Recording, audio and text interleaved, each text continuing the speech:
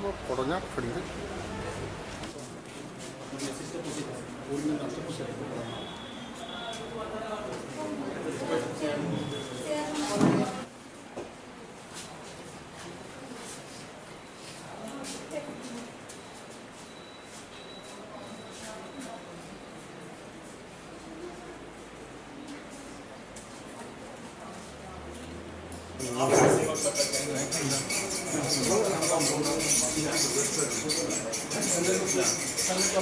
ये बंद करना भाई कुछ नहीं है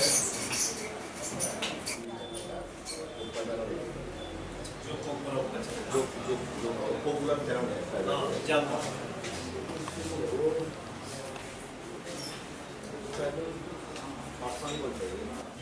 ठीक है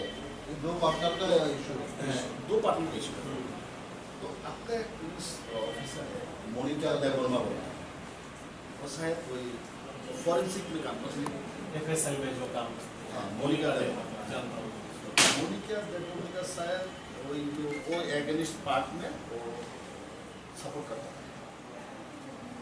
है ये जो मोनिका देवर्मा जो किसको सपोर्ट करता है वो ये उन लोग को सपोर्ट करता है दूसरा चैनल है दूसरा चैनल नहीं क्या नाम उनका मैं भी कभी देखता रहता हूँ बट म्यूचुअल एंड गवर्नमेंट का पॉजिटिव जो वर्ड है वो ये है बेसिक प्रॉब्लम क्योंकि ये पॉलिटिकली ये अटैक हुआ है पॉलिटिकली इस लोकेलिटी और all over the state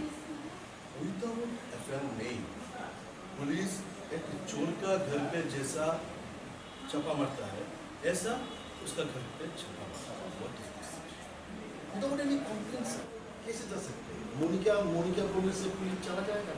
Monika Debbarma का इंटरेस्ट क्या है ये मोनिका देवर्मा का इंटरेस्ट क्या है हमारा बात यही है ये मोनिका देवर्मा का पर्सनल इंटरेस्ट कैसे क्या है ये मैं वो हम जान सकते हैं तुम बोलो मोनिका देवर्मा का नाम कैसे आया सर को जब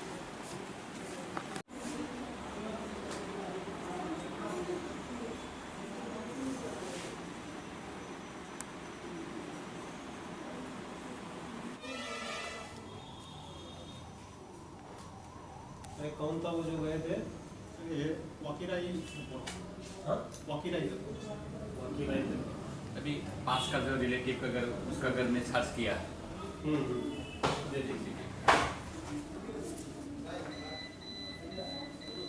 पास का मेरा रिलेटिव है मेरे घर के लोग हैं अच्छा ये जो हाँ ये ठीक तब पुलिस गया सर्च किया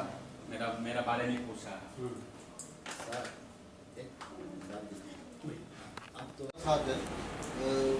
एक्चुअली वो है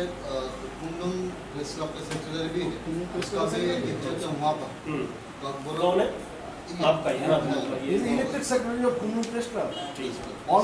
only one tribal press club in state तो जो हमने जो कंप्लेन किया है उसका कोई रिसीप्ट के देने के लिए भी तैयार नहीं है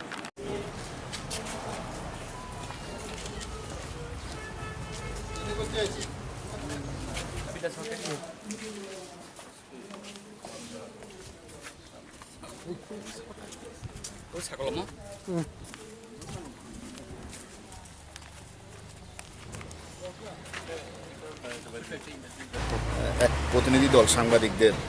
শাবক ভট্টাচার্য সুরজিৎ পাল মনীষ রঞ্জিত হানিফ সহ আমরা জিরানিয়া থানাতে আমরা আসি এখানে আমরা এসপি ওয়েস্টকে আমরা পাই আমরা বিশেষ করে এসেছি যে রঞ্জিত দেববর্মা যে চিনিপাড়াং টিভি চ্যানেলের যিনি মালিক এবং সম্পাদক ওনার বিরুদ্ধে যে একটা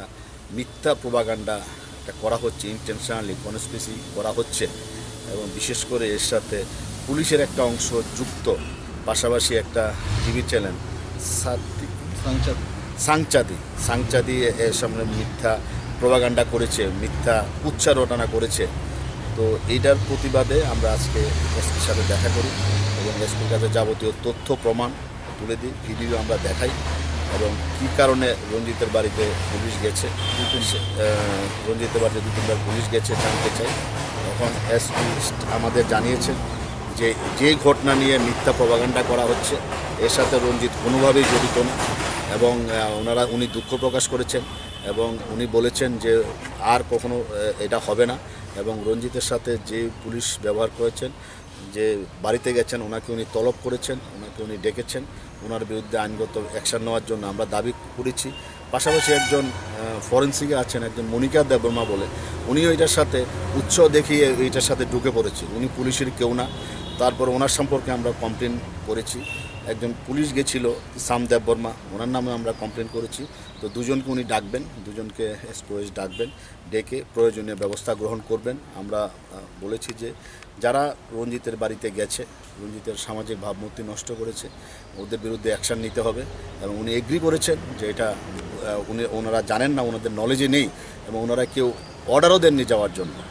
এবং এই কারণে ওনারা অ্যাকশান নেবেন। এবং আমাদের বলেছে অপেক্ষা করো কয়েকদিন,